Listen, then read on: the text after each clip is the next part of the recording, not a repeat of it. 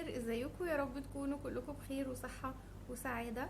الفيديو النهاردة تاني فيديو من فيديوهات نسرينولوجي.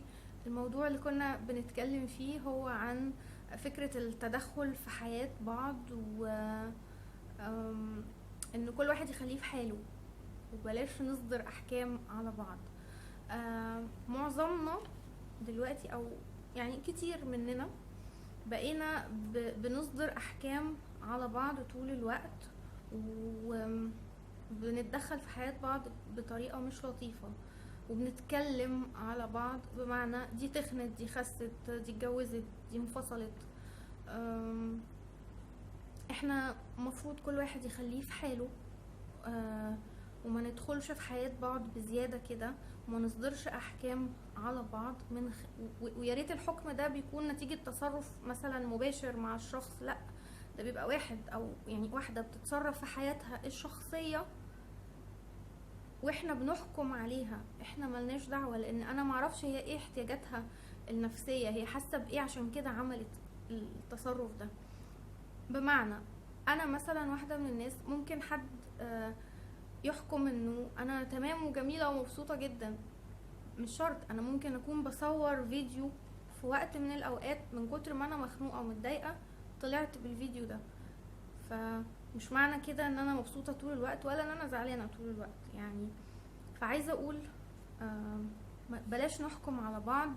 فلانة اتجوزت كذا مرة، فهتبقى هي حلوة كده ولا وحشة، ملناش دعوة، لان احنا ما نعرفش هي احتياجاتها النفسية ايه، او ايه حياتها عاملة ازاي اللي بيها خلاها تعيد التجربة دي.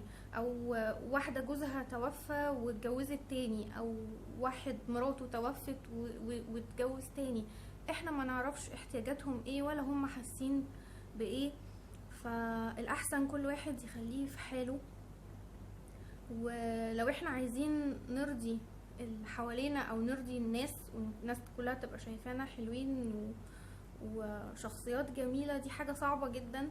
كل واحد يحاول يشتغل على نفسه ويرضي نفسه ويرضى عن نفسه، ويحاول يرضي طبعا، ويكون في تواصل كويس مع الناس اللي عايشين معاه، اللي بيشتغلوا معاه بشكل معقول، علشان الدنيا تمشي. فكل واحد يشوف احتياجاته النفسية ايه، ويحاول ان هو يرضيها ويحققها بشكل محترم، وبشكل ما بعملش حاجة تغضب ربنا ولا تغضب الناس اللي عايشة، اللي يهموني امرهم.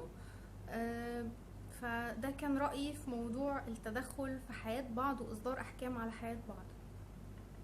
المشاركات اللي جاتلي الحقيقة هي ما كانتش كتير. انا قررت ان انا هقول طبعا احتراما للناس اللي شاركت برأيها. طلعت بالفيديو ده علشان كده، وانا ان شاء الله مكملة في مجموعة الفيديوهات دي، لان انا في مواضيع كتير عايزة اناقشها وعايزة اتكلم فيها، يعني حاسة ان عايزة الكلام ده عايزة اقوله، فهقوله ان شاء الله في الفيديوهات دي. رقم اخره 563. هي بتقول كلام مختصر جدا. بتقول مش هقول كلام، يعني هقول مقولة تختصر الكلام والموضوع كله. لو تعلم نصف البشر عدم التدخل فيما لا يعنيهم لعاش النصف الآخر بخير. طبعا صح جدا وعندك حق جدا.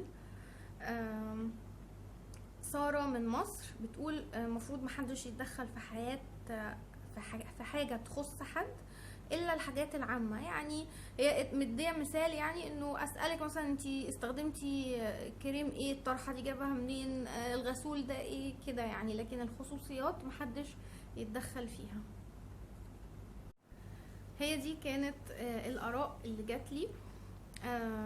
ان شاء الله الموضوع اللي جاي هنتكلم عن ثقافة الاختلاف، ازاي نختلف من غير ما نخسر بعض ومن غير ما تقلب خناقة. في موضوع بنتكلم فيه وهنختلف في وجهة نظر في اي حاجة، ازاي بقى نختلف بذوق وشياكة من غير ما نخسر بعض. قولولي رأيكم في الموضوع ده، ولو حد عايز يحكي لي موقف معين اوكي، مستنية رأيكم على واتساب، رقم 0122 242 6464 من الحد للأربع. هستنى آرائكم في ازاي نختلف او ايه هي ثقافة الاختلاف من وجهة نظركم. وانا ان شاء الله هقولكم طبعا رأيي المرة الجاية. وبستأذنكم بعد اذنكم يا ريت محدش يبعتلي حاجات او يعني رسائل بره الموضوع اللي احنا بنتكلم فيه. يعني بعد اذنكم بلاش على الرقم ده، بلاش تبعتولي رسائل اللي هو استخدم كريم ايه، احط ايه، بشرتي مش عارفه نوعها ايه. انا بعد اذنكم جايبه الخط ده علشان نناقش مواضيع، وبفتح اقرا الكومنتات في ايام محدده او في وقت معين، فمش هقدر ارد على كل الناس لان انا عندي رسائل كتير جدا برضو على الصفحه بتاعه فيسبوك، وبحاول اكون موجوده على قد ما اقدر ارد على الكومنتات بتاعتكم على القناه. ف يعني انا اسفه مش هيكون عندي وقت لكل ده، لانه طبعا انتوا عارفين انا عندي حياتي الشخصيه وبيتي وابني والوقت ضيق، مش هقدر اجاوب على كل الاسئله في كل الحتت دي. فبعد اذنكم اللي حابه تسالني اي سؤال يخص الكريمات والحاجات دي ممكن تسالوني على اليوتيوب هنا.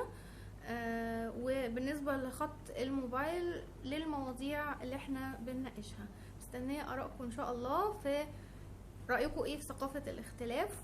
وان شاء الله اشوفكم على خير الفيديوهات الجاية. مع السلامة.